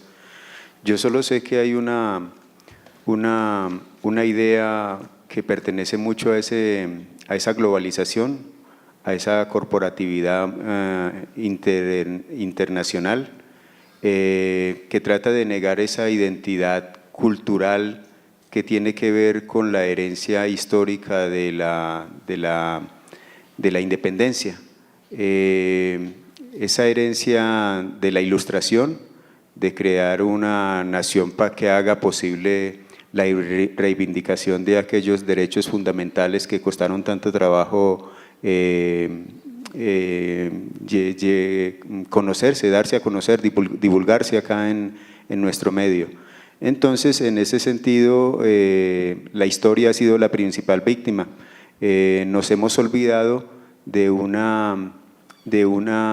hecho histórico que los historiadores hoy en día tratan de negar, que es la Primera República trató de promover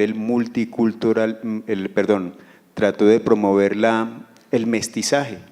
El mestizaje fue una política pública de la Primera República, y fruto de eso es que nuestra población es 90% mestiza, y eso se trata de desconocer. Fruto de esa promoción del mestizaje fue que nació nuestro folclore. El folclore nuestro es por característica multirracial.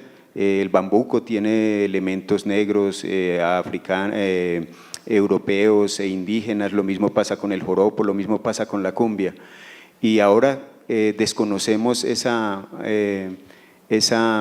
valor de nuestro folclore. Como política de Estado estamos desconociendo esa riqueza y esa multirracialidad que tiene nuestro folclore. Entonces, los que defendemos una identidad cultural que tiene que ver con esa construcción de nación que nunca termina, como lo decía Dibrais, la labor de la ilustración no termina, es un trabajo que no termina. Entonces, realmente tenemos que resignarnos a que esa idea de nación se termine hoy en día con esa idea de que no somos una nación, sino que somos múltiples naciones. Como les digo, no sé a cuál de las dos preguntarle, porque realmente no entendí muy bien con cuál de las dos escribirme. Muchas gracias. Buenas tardes. Más que una pregunta es una intervención de acuerdo a los planteamientos que he escuchado. Primeramente, traer a colación una categoría muy importante, y es la categoría que utiliza Evelina Danino de la confluencia perversa. Y eso implica leer un poco estos elementos en clave, por un lado, de un proyecto neoliberal desde arriba y la confrontación con un proyecto, por decirlo como lo plantea Evelina, democrático participativo, que implica leer todos estos enmarcamientos desde las acciones del movimiento social. Y por eso los ejemplos que ponía la profesora Ochi.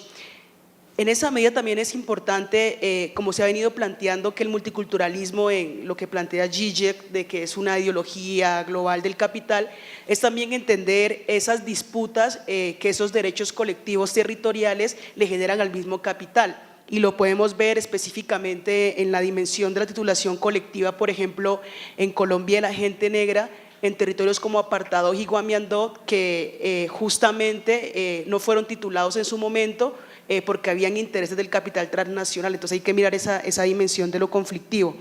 Y lo otro, creo que es importante, al menos desde las genealogías de la política racial, desde la gente negra, también hacer esta lectura de la década de los 90 en relación al republicanismo radical. Cuando uno se va un poco a todas las disputas republicanas de América Latina y el Caribe y en Colombia, se da cuenta de que gran parte de esta agenda republicana se renuevan algunas incorporaciones de lo racial en lo multicultural. Entonces hay que también tratar de hacer una lectura un poco más de largo tiempo para poder también entender estas dimensiones de la política racial y su incorporación en el Estado. Buenas tardes. Yo tengo una pregunta concreta. Me gustaría saber, no me quedó muy claro la diferencia entre multiculturalismo y multiculturalidad, y cuando expresan, creo que es la ponente Marta Zambrano, que Colombia ha sido catalogada a nivel mundial como exitosa en este tipo de política social, pero en la práctica, pues según lo que explicaba, realmente no es cierto. ¿Me podría ampliar un poco más esta idea? Gracias. Yo quisiera iniciar haciendo algunos comentarios sobre los comentarios que me hizo Ochi. Y en esta charla lo que yo quería exponer era cómo se fabricó un modelo y cómo se le puso un nombre multicultural. en otras de mis investigaciones, y creo que eso no sentí que hubiera tenido mucho eco en los comentarios de Ochi, y a mí eso me parece muy importante por los argumentos que hago, cómo se forjó ese modelo. Y para responder la tercera pregunta, la última pregunta que han formulado, es eso, es que a partir de usar ese marco interpretativo se crea un modelo que proclama o reclama que hay un emergente, digamos, una serie de constituciones que forman parte de una emergencia, un surgimiento de lo multicultural en América Latina. Y mi discusión sobre multiculturalidad y multiculturalismo es que yo en general los uso como sinónimos, aunque hay muchas diferencias, y cuando hablo de multiculturalidad y multiculturalismo, en lo que presenté es que hay quien, bueno, Stuart Hall dice que la multiculturalidad es la diversidad cultural preexistente, y que el multiculturalismo lo que hace es gobernar y decir qué se resalta de esa diversidad para volverlo parte de políticas de reconocimiento o políticas públicas, es decir, para gobernar. El multiculturalismo sería el gobierno de la multiculturalidad, de la diversidad preexistente. En otros, lo que quería hacer aquí, en trabajos anteriores he hablado mucho, Ochi, del vínculo muy fuerte que hay entre este cambio, digamos, de los proyectos de nación, este reconocimiento de derechos culturales diferenciados, derechos culturales, sociales, territoriales diferenciados para grupos étnicos, que se ha extendido, esta parte no la he tratado, pero eso se ha extendido hacia otras llamadas poblaciones, ¿sí? Pero he hablado mucho del vínculo muy fuerte entre las políticas y el gobierno neoliberal y el surgimiento de las políticas y los de reconocimiento y los derechos, diferenciales. Me he extendido muchísimo en eso, no lo trato aquí y probablemente debería, aunque sea mencionarlo, pero digamos, eso ha sido una de mis preocupaciones. Entonces, lo que yo quería hacer aquí era mostrar cómo, o sea, y no me concentré tampoco en las respuestas, porque mi pregunta aquí es cómo, qué es lo que pasa, cómo se forjan, de dónde vienen estas ideas, cómo hay sí un proceso, como dijo Donna Bancott, de creación colectiva, en el cual participaron académicos, académicas, instituciones gubernamentales y no gubernamentales, incluso los agentes étnicos en fortalecer y crear este modelo interpretativo que dice que el reconocimiento de derechos étnicos diferenciados es multicultural. Y mi preocupación aquí era ver ¿por qué? Bueno, ¿cómo había surgido más que las causas? ¿Cómo? ¿Cuándo? ¿Qué agentes lo habían propiciado? Y sus efectos. Sus efectos, sobre todo en términos de la imagen y la presentación nacional e internacional del Estado-Nación colombiana, ¿sí? Entonces, básicamente eso era lo que quería hacer. Ahora, yo no sé si a mí me molesta mucho algunas cosas, como los ejemplos que, o sea, me pone a pensar, más que molesta, me inquieta mucho los ejemplos, porque también he trabajado con eso, he trabajado sobre los productos de coca, ¿sí? Sobre los productos de coca en Colombia. Y en este marco patrimonial y de nuevos derechos de propiedad. Y a mí me inquieta mucho que ciertos grupos étnicos se hayan suscrito tanto al discurso de la propiedad privada. O sea, a decir esto es nuestro y no lo están quitando, ¿sí? Porque yo sí creo, o sea, yo les estoy diciendo, cuando vamos al Petronio Álvarez o a cualquier festival de estos y vemos que hay y sobre todo el Petronio es un excelente ejemplo de cómo toda esta instrumentalización bastante inerte de lo que entendemos como la diversidad cultural y étnica, está como en el marco, o sea, y yo creo que el Petronio es más de lo que estoy diciendo, pero a mí me preocupa mucho que, bueno, ponen a la gente negra que habita Cali, y sobre todo a las mujeres, a que hagan sus pequeños puestos con la comida del Pacífico, que hagan, que vendan el arrechón y todas los licores artesanales, pero siempre pues son quienes llevan del bulto, pues porque tienen que trabajar un montón, se ganan una plática, pero quienes se hacen toda la plata son los grandes empresarios. Entonces yo no estoy poniendo en disputa que hay una desigualdad y hay una, digamos, explotación ahí. A mí lo que me llama la atención es cómo estos discursos son tan poderosos que a la gente a gente de los, pues, a los grupos y a los movimientos sociales se les cuela tanto lo de la propiedad privada. La propiedad, o sea, todo este modelo territorial que tenemos en Colombia, que es en buena parte heredero de la Constitución y de estas políticas multiculturales, es un modelo de territorio calcado del territorio, de lo que entendíamos que era el territorio nacional, con fronteras fijas, con propietarios, con inclusión, solamente para algunos.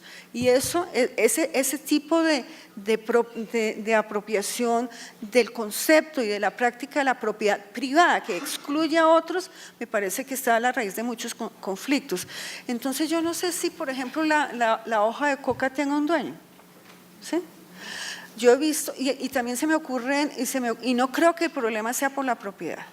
O sea, y cuando nos ciframos en la propiedad privada, excluyente, yo creo que ya estamos ahí sí en el marco de un discurso moderno, colonial, neoliberal, que promueve la propiedad privada, aunque sea la propiedad privada colectiva, ¿sí? Entonces, a mí eso siempre hay que ponerlo yo lo pongo como con un grano de sal.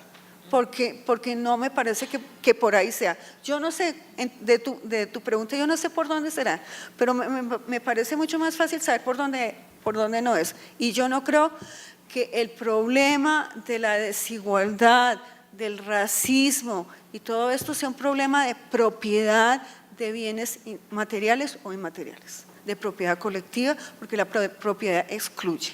Entonces, bueno, esas son algunas de las cosas que quisiera decir. Respecto de la primera pregunta, pues creo que usted está expresando más o menos lo que era el proyecto de nación, digamos, anunciado, publicitado,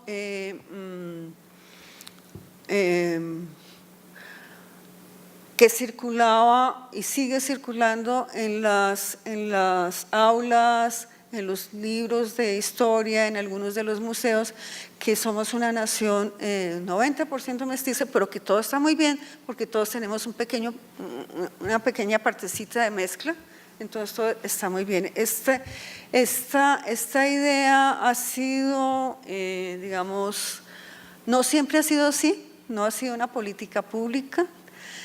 No creo que haya sido una política pública, incluso en la República conservadora muchos de los conservadores se opusieron a que fuéramos una nación mestiza. O sea, el mestizaje es un discurso que tiene muchos matices y muchas formas de apropiarse, pero una de las maneras más, digamos, insidiosas y que más extendidas para apropiarse de ese discurso, es decir, es que todos somos un poquito mezclados y maravillosos, porque la cumbia tiene de indio, tiene de negro, como dijo usted, pero el problema es cómo es que hemos creado la diferencia, cómo ahí sí hemos expropiado tierras, olvidado historias, oprimido, y eso no se soluciona con decir que todos estamos mezclados, ¿sí?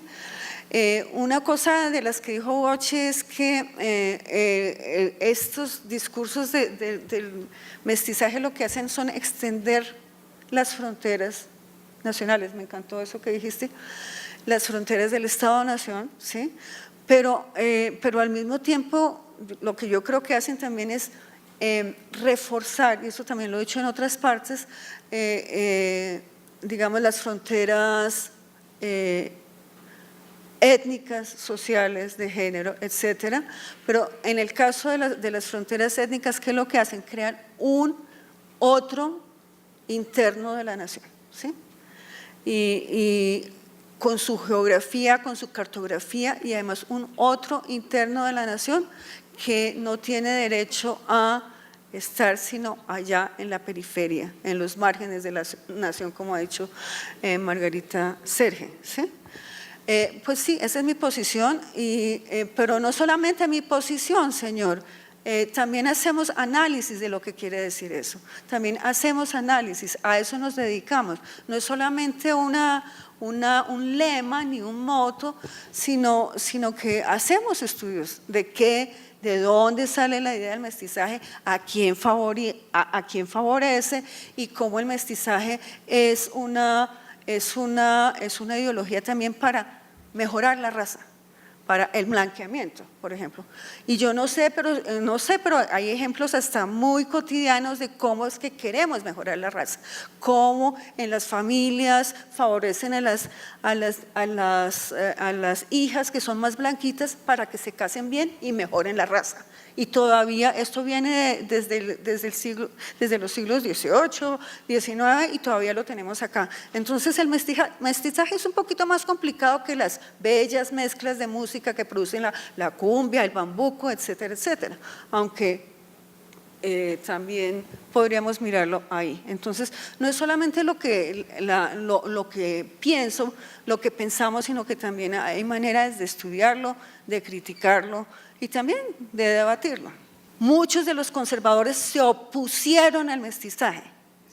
Es que la Primera República, la Segunda República, la República conservadora, que fue hegemónica durante ¿cuánto tiempo? ¿Qué hacían? Decir, no, lo que hay que hacer es acabar a esta gente que son lo peor, lo más atrasado, acabémoslos, nada de mestizaje. Entonces, no fue una política pública, fue más bien una ideología, una manera de entender la composición de la nación y como tal, una ideología contestada, debatida, con muchos matices que desde el punto de vista académico y yo creo que también político vale la pena estudiar. Y respecto de los comentarios de la persona que está allá, que me parecen supremamente interesantes, se los agradezco de verdad. Esta idea de Zizek, que es supremamente interesante del multiculturalismo como una ideología global del capital. Yo creo que se une mucho a lo que dice Bochi y a mí me parece que vale mucho la pena analizarlo. Yo no sé si reentendí lo del republicanismo radical, pero a mí se me ocurre que una de las cosas que ha hecho este discurso multicultural, y lo digo en alguna pequeña parte, es que al volcarse sobre lo étnico como algo separado, homogéneo, con fronteras fijas, ahistórico, como de larga data, que siempre ha sido así, lo que ha provocado, entre otras cosas, es que olvidemos un poquito el discurso, reflexionar sobre qué es el racismo, ¿no?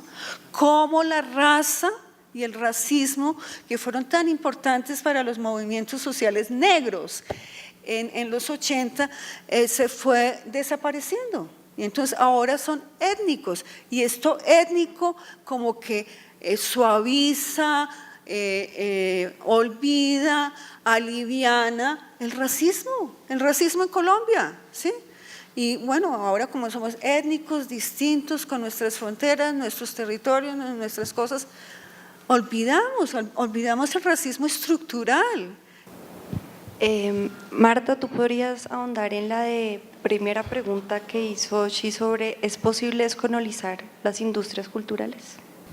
Yo también quiero sumarle una pregunta a la mesa, porque pues me pareció muy interesante ambas exposiciones, la ponencia y el comentario, y agradezco mucho por toda la información que nos dieron y sobre todo en la ronda de respuestas las precisiones sobre mestizaje y sus efectos, digamos, encriptados para generar más discriminación y más indiferencia que un discurso de inclusión, ¿sí? Eso sí me parece muy importante dejar en claro hoy ese elemento. Pero más allá de todo esto, una pregunta muy puntual. El multiculturalismo de una u otra forma se ha conceptualizado con la intención de incluir la diversidad.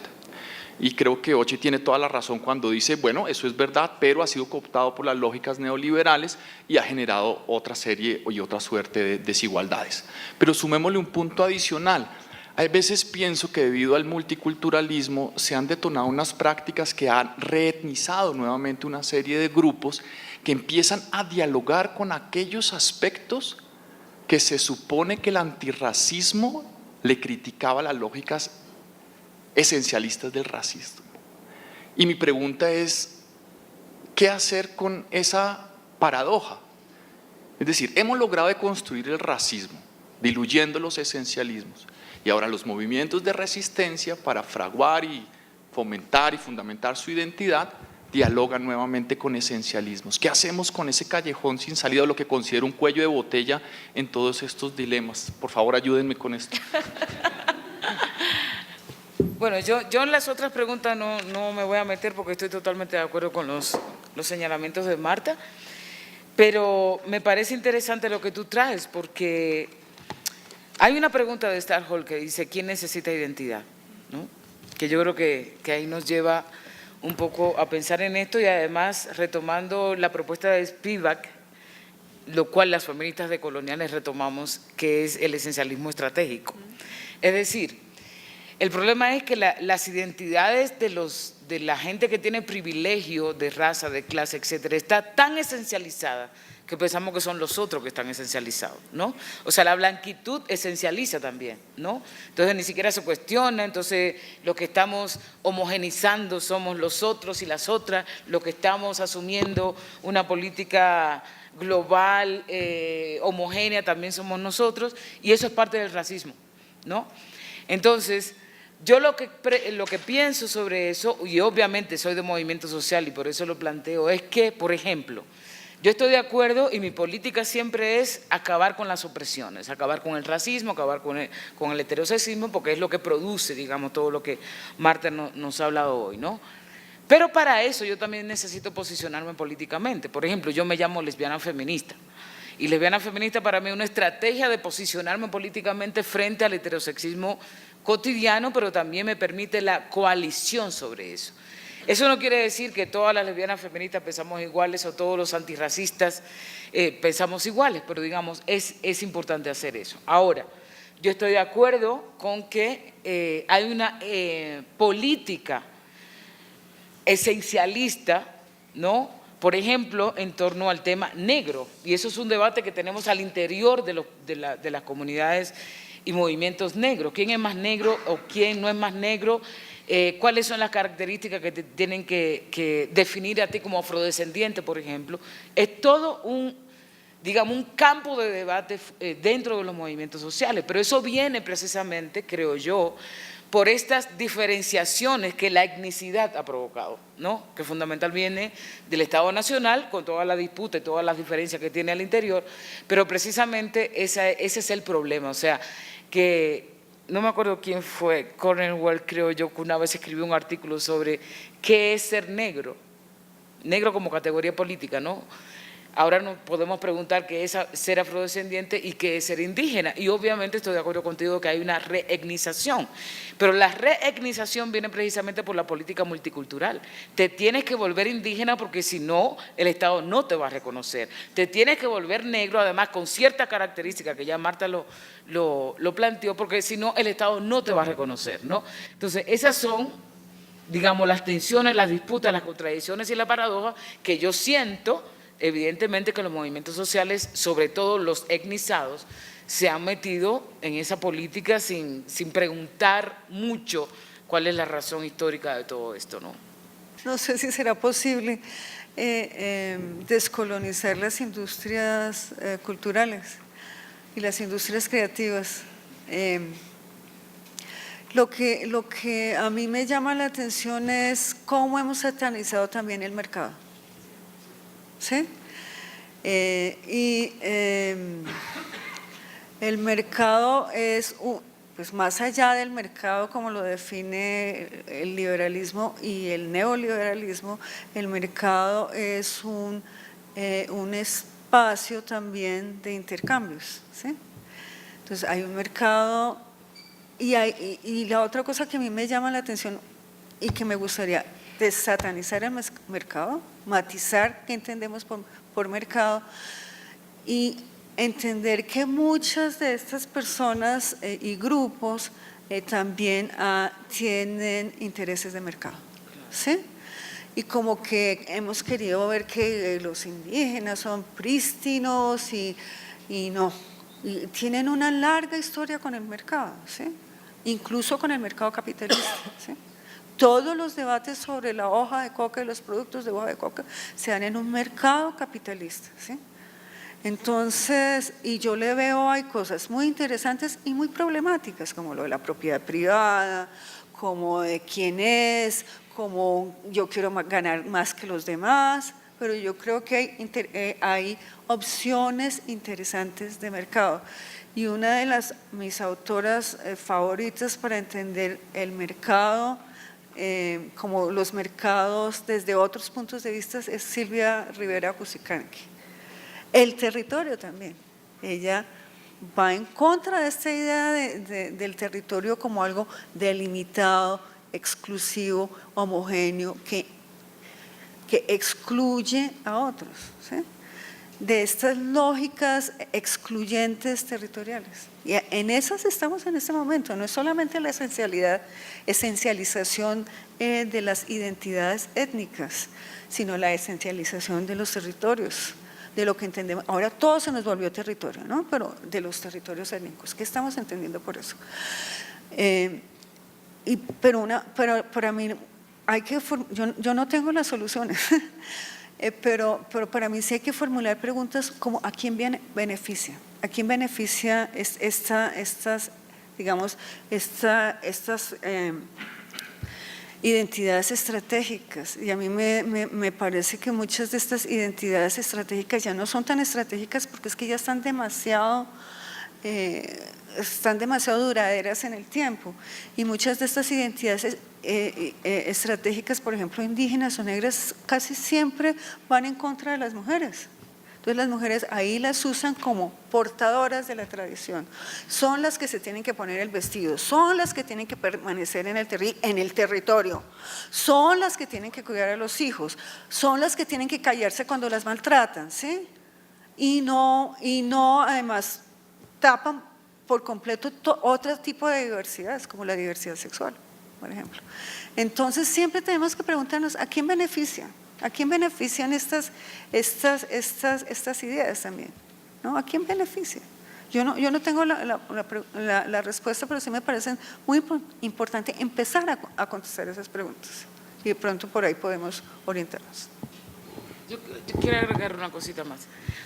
Yo creo que una de las maneras en que podemos descolonizarnos, esto es una cosa muy pero en papel total, en borrador, es pensar que si realmente queremos que este mundo sea otro, sin opresiones, pongamos así, ¿no? Sin racismo, sin heterosexismo, etcétera. A mí me interesa particularmente que los llamados movimientos indígenas, movimientos afros, movimientos de mujeres, etcétera, todo el mundo quiera desbaratar esas opresiones para poder garantizar otro mundo posible. Eso significa entonces que no es la política de identidad que nos tiene que articular, sino proyectos políticos, ¿no? Entonces, eso significa que en el momento que yo no tenga que decir a los de izquierda que son unos machos, ¿no? Sino que asuman ellos su, digamos, su masculinidad hegemónica o como le quieran llamar, ¿no? Que en los movimientos indígenas también el tema de las mujeres, el tema, etcétera, que el racismo también que tenemos entre movimientos indígenas y afros sea, eso está en función de proyectos políticos, no de identidades, ¿no? Yo entiendo que la cosa no está fácil, porque yo creo que también decirme hoy una mujer afrodescendiente, eso me costó mucho, sobre todo en un país como República Dominicana, que ha negado siempre ser una media isla negra, ¿no? Entonces, o sea, es un proceso, pero yo creo que la política de identidad tiene sus límites, muchos límites, ¿no? Y como dice Marta, cada vez más, como hay una reetnización, además cooptada totalmente, pues qué chévere decirse indígena, afro, lesbiana, cuando inclusive el Estado Nacional y el mismo mercado, y ahí sí el mercado capitalista, neoliberal, depredador, utiliza esas cosas, ¿no? Bueno, muchas gracias a todos por haber venido, muchas gracias Ochi, muchas gracias Marta por esta conferencia, por este comentario tan interesantes. Bueno, la próxima sesión del ciclo de conferencias Sujeción y Emancipación América Latina y el Caribe tendrá lugar el 23 de noviembre en el Instituto Caro y Cuervo y vamos a tener una sesión un poco diferente ya que tratará de las literaturas indígenas. Entonces, va a ser dada la conferencia por el profesor Miguel Rocha Vivas de la Universidad Javeriana y trata de las oralitigrafías y las visiones de cabeza en la escritura indígena colombiana contemporánea. Bueno, gracias y que estén muy bien.